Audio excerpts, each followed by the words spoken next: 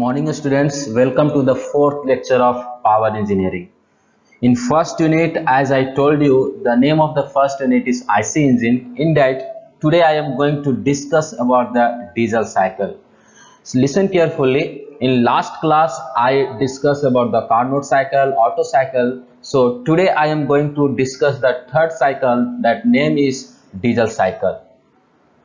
So today lecture only I will focus on diesel cycle, how the diesel cycle works, what are the principle of working of diesel cycle, what are the processes happening during the diesel cycle. These things I will discuss in this video. First of all, we are going to see the introduction of diesel cycle. Who was invented the diesel cycle, in which year it was invented. This thing I am going to discuss. Then only we will enter into the process, what are the process happening during this cycle, because as in last two cycle I explained about the processes. If you understand the process, then you describe the anything about this cycle. So you have to understand the process. So now I am going to discuss about the introduction of diesel cycle. See, this cycle was introduced by Rudolf Diesel in 1893 and is successfully used in all diesel engine. Listen carefully, my dear students. Last class I told you there was a German scientist who invented the Otto cycle. In his respect, we call that cycle Otto cycle. So today same thing going to happen. Who invented the diesel cycle, his name was Rudolf Diesel. In his respect, we used to call this cycle as a diesel cycle. उनके respect में जिन्होंने ये खोज किया था, invent किया था 1893 ईस्वी में. Listen carefully. In 1893, he discussed about the diesel cycle and he successfully performed among the people. So we called this cycle in his respect that diesel cycle. Diesel cycle consists of two reversible adiabatic process, constant pressure heat addition process and constant volume heat rejection process. Listen, diesel cycle में जो है दो reversible आइडियाबैटिक process रहेगा, ठीक है. उसके बाद constant pressure heat addition process and constant volume heat rejection process. यानी कि हीट का एडिशन होगा, हीट का रिजेक्शन होगा. जिस तरह से लास्ट के हमने ऑटो साइकिल में देखा था, हीट का रिजेक्शन हो रहा था, हीट का एडिशन हो रहा था. Same thing going to happen, but there will be some slightly difference between the Otto cycle and diesel cycle. कुछ ना कुछ जो है डिफरेंस है. उसी डिफरेंस को और इसमें क्या चेंजेस है, उसमें क्या चेंजेस था, इन सारी चीजों को हम देखने जा रहे हैं. So let's start the diesel cycle. So we are going to talk about the process 1 to 2. Last class I told you there are four process going to happen during this cycle. Means process 1 to 2, process 2 to 3, process 3 to 4, and last process is process 4 to 1. And again this cycle will repeat. Again this cycle will always repeat and there will be the generation of power. So पहला हम process देखने जा रहे हैं, process 1 to 2. That name is reversible adiabatic compression process. Last class in Otto cycle or Carnot cycle, I told about you compression and expansion process. So do you remember what is mean by compression and what is mean by expansion? If you don't remember, means okay, no problem. Once again let's repeat this word and let's understand this word compression, then only you can understand this process. Compression, as I told you, compression is nothing but हम किसी चीज को दबाने जा रहे हैं, किसी भी चीज को दबाना, that is called compression. If we are going to compress anything, that is called compression. So अगर हम किसी चीज को दबाते हैं, then what happen to pressure का क्या होगा, and what happen to volume. Then in last class as I told you, my dear students, if you are going to compress, then pressure will be increased. pressure क्या होगा, increase हो जाएगा, and volume will decrease. Volume क्या हो जाएगा, decrease हो जाएगा. And what happen to temperature, temperature जो है बढ़ जाएगा, क्योंकि यहाँ पर जो है टेम्परेचर क्या हो जाएगा, बढ़ जाएगा, क्योंकि हम यहाँ पर कंप्रेशन प्रोसेस कर रहे हैं. So three thing you have to remember, pressure, volume, temperature. Okay, now compression, adiabatic compression process. So first stroke is also known as compression stroke. पहला स्ट्रोक को जो ये नाम जो हम इसको कंप्रेशन स्ट्रोक के भी नाम से हम लोग बुलाते हैं। क्यों कंप्रेशन स्ट्रोक हम इसे क्यों कहते हैं? Why we call as a compression stroke? We are going to compress, because we are going to compress in this process. So this process is also known as compression process or compression stroke. Okay, so see the PV diagram. If we will see the PV diagram and TS diagram, that is pressure and volume diagram, and temperature and entropy diagram. So see very carefully. So what happened to volume? Volume is at this point, and when it's come to second volume, what happened to volume? तो volume जो है, मान लीजिए आपका ये, अगर pressure की हम बात करें, ठीक है, पहले हम प्रेशर की बात करते हैं, उसके बाद हम वॉल्यूम की बात करेंगे। तो प्रेशर जो है यहाँ इस पॉइंट पर है और 2 पॉइंट में यहाँ आ जाता है, means pressure is going to increase. ठीक है, अगर हम पहले प्रेशर की बात करें तो प्रेशर क्या होगा? बढ़ रहा है। देखिए हमने यहाँ पर लिखा है pressure is going to increase. Okay, let's talk about the volume. Volume की अगर हम बात करते हैं तो आपका जो है वॉल्यूम यहाँ है, that is it is the maximum point of volume, क्योंकि यहाँ जो है मैक्सिमम पॉइंट है। और वॉल्यूम जो है उसके बाद जब सेकेंड पॉइंट पर आते हैं, when we comes to the second, that is 1 to 2, then volume automatic get reduce. See here I have written volume will decrease. So यहाँ पर वॉल्यूम का क्या होगा? डिक्रीजिंग होगा। ठीक है, and again we will talk to temperature. Okay, we will see the temperature, what is going to happen to the temperature. So temperature की अगर हम बात करें तो 1 यहाँ है और उसके बाद 2 यहाँ है। So temperature is going to increase. Okay, this much temperature will increase during this process, that is compression process. So I have already written here temperature is going to increase. But entropy की अगर हम बात करें, that is S. ठीक है, entropy को आप S से भी डिनोट कर सकते हैं, फाई से भी डिनोट करते हैं, that is not a problem. Entropy remains constant. Entropy जो है हम लोग का वो कांस्टेंट रहेगा। ठीक है, इंट्रोपी जो है हम लोग का प्रोसेस 1 से 2 अगर देखा जाए तो इंट्रोपी क्या है? कांस्टेंट है। ठीक है, यहाँ पर इंट्रोपी में कोई भी चेंजेस नहीं होगा, यानी कि increasing pressure and temperature during this process, entropy remains constant. So only I have written in a simple words, no need to get confused, no need to write extra thing, because whatever the important words are there I have written. Increasing pressure and temperature, तो pressure और temperature क्या हो रहा है? बढ़ रहा है। देखिए ये प्रेशर और टेम्परेचर दोनों बढ़ रहा है। ठीक है, हमने यहाँ वॉल्यूम की बात नहीं किया, वॉल्यूम के बारे में आप लिख सकते हैं। एंड एंट्रोपी रिमेन्स कांस्टेंट, और जो आपका फाई है या एस है वो क्या रह रहा है? तो कांस्टेंट रह रहा है। ठीक है, कांस्टेंट। सो ये हो गया आपका process 1 to 2। Now comes to the process 2 to 3। अब हम आते हैं प्रोसेस नंबर 2 से 3 में क्या होता है। देखिए अभी जो है पहला प्रोसेस में हमने आपको बताया, अब सेकेंड प्रोसेस में हम क्या करते हैं कि हीट को हम एडिशन करेंगे, क्योंकि अब जब तक हम उसको हीट नहीं देंगे तो अगला स्ट्रोक हमको पावर स्ट्रोक नहीं मिलेगा। ठीक है, किसी भी चीज को हमें हीट देंगे तब ना वो पावर देगा। तो हम यहाँ पर क्या करेंगे? अब हम जो है यहाँ पर पावर सप्लाई करते हैं। ठीक है, तो constant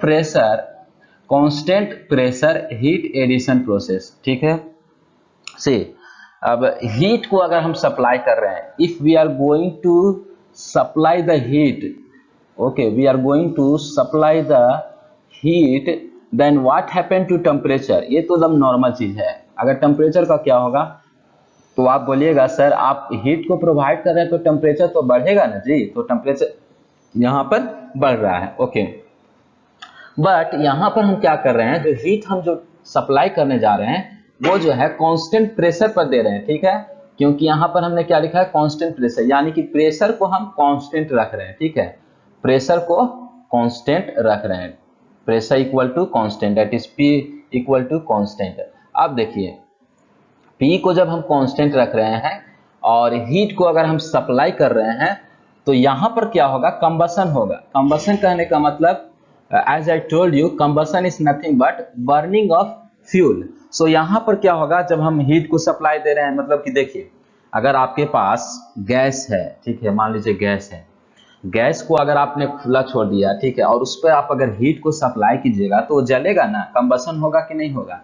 same thing going to happen here, we are providing the heat because to take the combustion. Combustion तभी होगा जब हम हीट को सप्लाई करेंगे। Without heat it is impossible to take the combustion. कोई ठंडा चीज में आग पकड़ता है क्या? नहीं ना।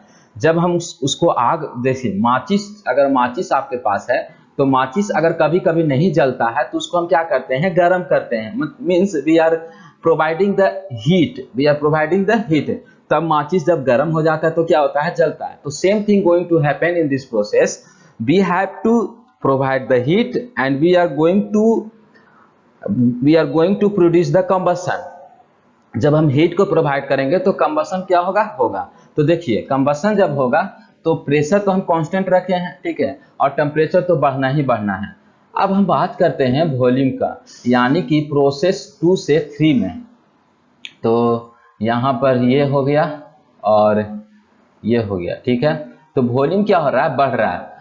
Listen carefully my dear students, if you are going to heat or if you are going to supply the heat to the any process or anything, then definitely the volume will be increased। क्योंकि अगर किसी भी चीज को, जैसे कि plastic है, ठीक है, तो उसको अगर आप गर्म करते हैं तो वो मेल्ट होगा, तो मेल्ट होने का मतलब वॉल्यूम बढ़ जाता है, ठीक है। तो ये जो है वॉल्यूम यहाँ पर क्या होगा, बढ़ेगा, यानी कि वॉल्यूम बढ़ रहा है, प्रेशर जो है कांस्टेंट है। Let's come to the temperature and entropy diagram. So temperature will increase as the beginning I told you. So second is here and third number is here. So sorry, यहाँ पर जो है हम थोड़ा सा सीधा इसको लाइन कर दें। सो आपका जो है टेम्परेचर यहाँ है, ठीक है, लाइन टेढ़ा हो जा रहा है, कोई दिक्कत नहीं है। तो temperature is going to increase, ठीक है, टेम्परेचर आपका क्या होगा, बढ़ेगा। ये रहा टेम्परेचर इंक्रीज। अब जो है एंट्रोपी का क्या होगा, तो एंट्रोपी बढ़ेगा, ठीक है, एंट्रोपी क्या होगा, बढ़ जाएगा। यहाँ पर जो है 2 पॉइंट यहाँ है और थर्ड नंबर जो है यहाँ है, यानी कि entropy is going to increase, temperature is going to increase, but pressure remains constant and volume is also going to increase. यानी कि आपका वॉल्यूम जो है इंक्रीज होगा, टेम्परेचर इंक्रीज होगा, एंट्रोपी इंक्रीज होगा, लेकिन प्रेशर जो है कांस्टेंट रहेगा। और यहाँ पर जो है हम हीट का जो है एडिशन कर रहे हैं, इसीलिए कैसे हम हीट का एडिशन कर रहे हैं, मतलब कि प्रेशर को हम क्या रख रहे हैं, कांस्टेंट रख रहे हैं। तो सारा वर्ड जब कंबाइन होगा तो ये इसका नाम हो जाएगा constant pressure heat addition process, ठीक है, कोई दिक्कत तो नहीं है। चलिए, now we are going to talk about the process 3 to 4, that is a reversible adiabatic expansion process। See, जो प्रोसेस 1 से 2 था वहां पर जो है कंप्रेशन हुआ, अब प्रोसेस 3 से 4 क्या हो रहा है, एक्सपेंशन हो रहा है, ठीक है। तो हमने बोला ना कि एक्सपेंशन, कंप्रेशन, ये सब जो है आपको हमेशा आते रहेगा, इसलिए आपको बहुत ही अच्छी रीति से समझना है। So expansion and reversible adiabatic expansion. So expansion, अभी हम डायग्राम को, we will not see the diagram, forget about the diagram, diagram को आप भूल जाइए, केवल आप नाम को याद रखिए, उसके बाद यहाँ पर काम होगा कि नहीं आप देख लीजिएगा, ठीक है। तो expansion, if we will talk about the expansion, then expansion is nothing but volume will increase, okay. Expansion का मतलब वॉल्यूम जो है इंक्रीज हो जाता है और टेम्परेचर जो है डिक्रीज हो जाता है, ठीक है। और प्रेशर की अगर हम बात करें तो प्रेशर क्या होता है एक्सपेंशन में, प्रेशर भी जो है घट जाता है, ठीक है, क्योंकि जब ये एक्सपेंशन आ गया तो ये चीज जो है, ये तीनों चीज होना ही होना है, ठीक है। नाउ हमने जो है पिछला स्ट्रोक का आपको नाम बताया था, वहां पर जो है कंबसन हुआ, यानी कि कंबसन स्ट्रोक था। तो हमने आपको बताया if any fuel will burn then it will going to generate the power. अगर कोई भी चीज को हम जला रहे हैं इसलिए क्योंकि हमको पावर मिलना है, ठीक है। तो after combustion stroke the power stroke will come, माने कि कंबसन के बाद जो है पावर स्ट्रोक आएगा, क्योंकि यहाँ पर हमको पावर मिल रहा है। उसके बाद जो है आपका जो है, जो बाकी का जो खराब चीज है, कचरा चीज है, वो निकल जाएगा, ठीक है। तो पावर स्ट्रोक इसका नाम रहेगा। तो during this process air is expanded isentropically from P3 to P4, ठीक है। एयर क्या होगा, एक्सपेंड होगा। आप देखिए, तो first of all we will talk about the pressure. पहले हम लोग प्रेशर की बात करते हैं। So let's see the pressure that is 3 to 4 pressure is here and sorry pressure की हम बात कर रहे हैं तो प्रेशर को हम दिखाते हैं, ठीक है। ये तो हम वॉल्यूम को दिखा रहे थे। सो प्रेशर की अगर हम बात करें सो 3 जो है यहाँ है और 4 जो है आपका यहाँ है, यानी कि 3 to 4 में आपका प्रेशर क्या हो रहा है, pressure is going to decrease. So I have written pressure is going to decrease. Okay, clear. Now we will talk to volume. So volume का अर्थात थर्ड पॉइंट पर यहाँ है और फोर्थ पॉइंट में वॉल्यूम यहाँ है। So volume is going to increase, ठीक है, वॉल्यूम जो है इंक्रीज हो गया। And we will talk to the temperature. So temperature third point पर यहाँ है और फोर्थ पॉइंट पर यहाँ है, यानी कि टेम्परेचर क्या हो रहा है, डिक्रीज हो रहा है। देखिए टेम्परेचर क्या हो रहा है, डिक्रीज हो रहा है। एंड एंट्रोपी जो है दो प्रोसेस में कांस्टेंट रहेगा, ठीक है। जब 1 से 2 जाएंगे और 3 से 4 आएंगे तो इसमें जो है कांस्टेंट रहेगा, अर्थात कंप्रेशन प्रोसेस में और पावर स्ट्रोक में, ठीक है। कंप्रेशन यानी कि अगर हम बात करें तो कंप्रेशन और एक्सपेंशन, ठीक है, ये दोनों प्रोसेस में क्या होगा, आपका एंट्रोपी जो है कांस्टेंट रहेगा, ठीक है। और ये आपका हो गया power stroke. So here the power will be generate and the extra thing will be out in next stroke, that is next process. So now let's see the process 4 to 1. So last process, that is process 4 to 1, constant volume heat rejection process. So as I told you when I added the heat, that heat must be rejected. जब हम किसी heat को अगर हम add किए हैं तो वो हीट जो है बाहर निकलना ही निकलना है, ठीक है। तो during this process heat is rejected by air, ठीक है, and process 1 reach and the cycle is repeated. यानी कि देखिए सबसे पहले अगर हम प्रेशर की बात करें, दैट इज प्रेशर जो है आपका डिक्रीज हो जाएगा, ठीक है, क्योंकि हीट का जो है रिजेक्शन हो रहा है तो प्रेशर आपका क्या होगा, डिक्रीज हो जाएगा। वॉल्यूम जो है आपका कांस्टेंट रहेगा, ठीक है, वॉल्यूम क्या रहेगा, कांस्टेंट रहेगा। और अगर हम टेम्परेचर की बात करें, किसी भी अगर चीज को अगर हम रिजेक्शन कर रहे हैं, यानी कि अगर हीट जो है बाहर निकल रहा है, यानी कि कूलिंग प्रोसेस हो रहा है, तो यहाँ पर टेम्परेचर क्या होगा, घट जाएगा।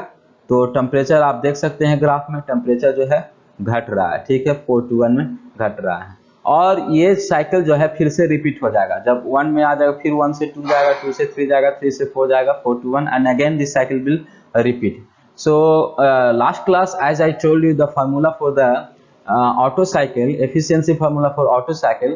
So this class I am going to give the formula for diesel cycle, that is efficiency of diesel cycle is 1 minus 1 divided by R का power gamma minus 1 into rho का power gamma minus 1 into gamma into rho minus 1, ठीक है, ये formula है। अब ये formula किस तरह से आया इसको हम जो है कभी जो है हम इसको डिराइव करके आपको बताएंगे, लेकिन फार्मूला जो है डिराइव करने के लिए नहीं आता एग्जामिनेशन में, आपको केवल ये फार्मूला याद रहना चाहिए, so that you can solve the numerical, because you have to solve the numerical, some numericals will come in your examination, so this formula will help you to solve the numerical that will come into the exam. So first of all, how we will find the R? So R is nothing but, if you are dividing the volume, that is V1 by V2, then you will get the R, that is compression ratio.